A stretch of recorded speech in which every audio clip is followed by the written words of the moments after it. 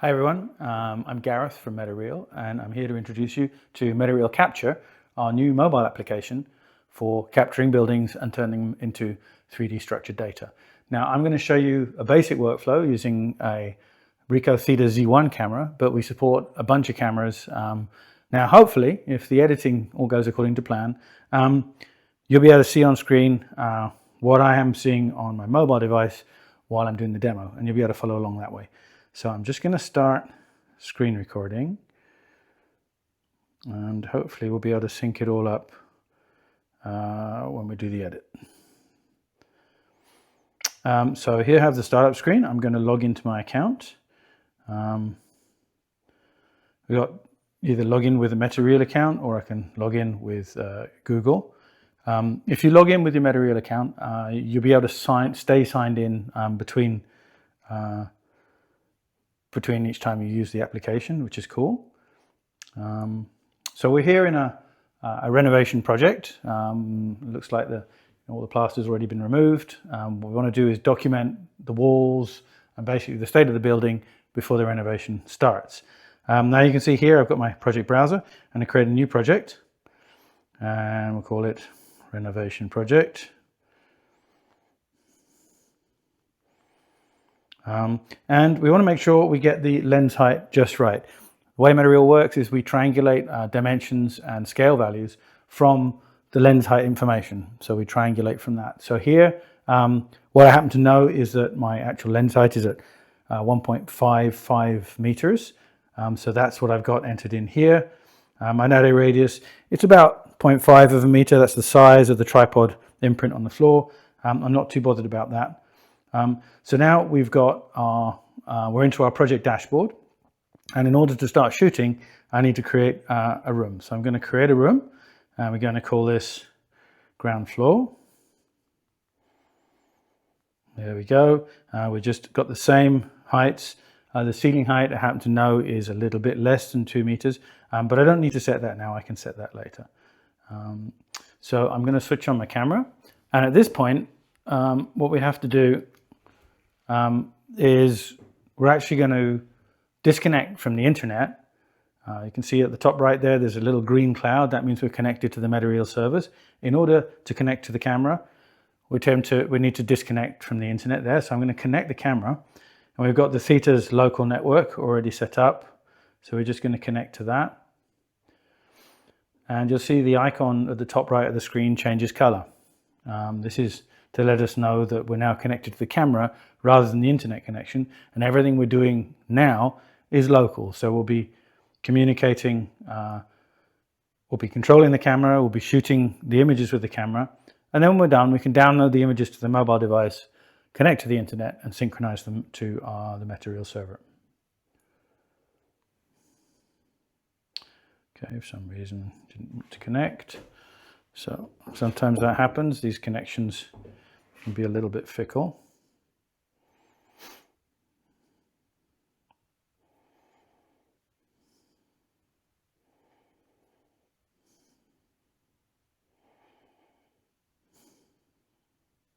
There we go.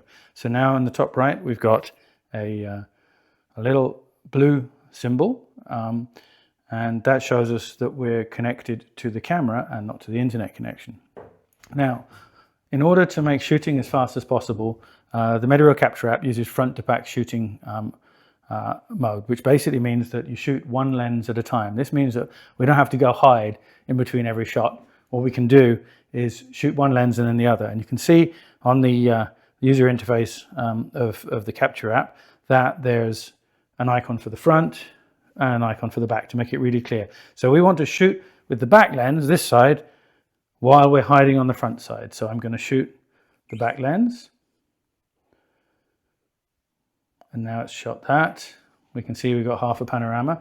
I'm going to move around to the back side and shoot with the front lens. Now, if I mess up and I get it wrong, which happens sometimes, maybe I can see a foot or something, I'm still in shot. What I can actually do is carry on shooting front and back lenses until I'm happy with the result. Once I've got the shot that I want, what I'm going to do is hit new shot, and now I'm going to move to another part of the space, another part of the room, And again, I'm going to shoot. My tripod's. Oops. So we're going to put that straight. And as you can see, that's a bad shot. So I'm just going to shoot with the back shot. And then I'm going to walk around again, shoot the front lens.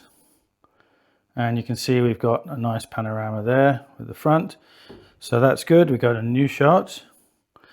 And in this way, we can quickly shoot the entire space with our 360 camera without ever having to hide from the lens. So we can just keep working around very quickly. I'll take a couple of more shots just so that we've got a realistic decoration. Hope you're still following me around. Good. Oh, you're over there. You lost me, didn't you? Come on, come around here. Here we go. So I'm going to shoot one more shot. Let's say here. Again, back shot. And you'll be able to see the camera I'm filming with. And then front shot. So now we've got a bunch of shots. I'm going to come back over here, and we're going to go back from the Add Panorama section to our room editor. We're in our room, ground floor, and we can see we've got 3 panoramas.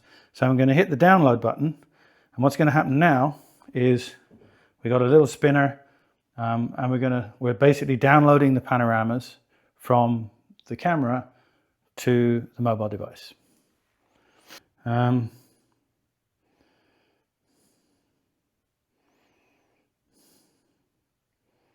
And there we go. So now we've got our panorama synced. What we're going to do now is we're going to reconnect to the internet, and I can do that by going to. So now we've connected back on the internet. I'm now going to, we can see the green light at the top there. I'm now going to synchronize the project with the version online on the Metareal servers. So this takes all those panoramas, the rooms, all the structure that we've created, and pushes it back up to the Metareal server. Now, if we want, we can now go ahead and just submit a job directly to Metareal and have that sent off for processing. But we don't have to do that right now. We can also go and open up the project when we get back to the office.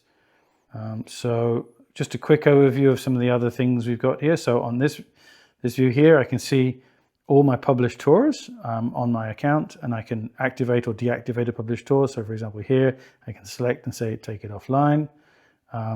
This one's offline. I can say here, put it online. We can filter the views. We've got various view filtering there for published and unpublished. Over here, I can look at the notification screen, which tells me about the status of all my submitted jobs and any other notifications Metareal sent to me. And in the settings, I can switch between languages and also control the connection to and from the camera. One other thing to note is that when you're in a particular project in Metareal on the mobile app, it's locked from being able to access in the web application. And this is to help make sure that the synchronization process is reliable. So if I want to go back to my project browser, I have to close the project. And if I haven't already synchronized, that's going to make sure everything is synchronized up to the server. And there's no difference between the local copy and the server copy. So now I've got my renovation project there back in my project browser. And that's pretty much it. One more thing I want to do before we end this, I'm going to connect back to the camera. Now, before we actually start shooting in our project, if I go back here and start to shoot again, you'll see on the shooting screen that we have a camera settings button. And what this allows us to do is control the various shooting modes. Now, for now, I was just using automatic exposure, but we can also switch to manual exposure and set our exposure values to whatever we choose. We can also set a manual white balance. So we've got a bunch of presets there, and you can choose any one of those. I have it set to automatic. And there's also an HDR mode. So let's say, for example, in this kind of location, if we had really bright light outside, fairly dim light inside, and we wanted to make sure we can see both the exterior and the interior properly, we can use HDR. And so we've got an HDR, automatic HDR mode, which uses whatever the camera offers as automatic HDR. We've also got a manual HDR mode, which allows you to choose between 3 or 5 bracket and choose an exposure interval for your HDR shooting. And that's pretty much it. It's a pretty straightforward application. It makes it very fast and very easy to do your 360 shoots. Of course, the main advantage being able to shoot without having to hide from the camera while you're shooting. Awesome. Thanks so much.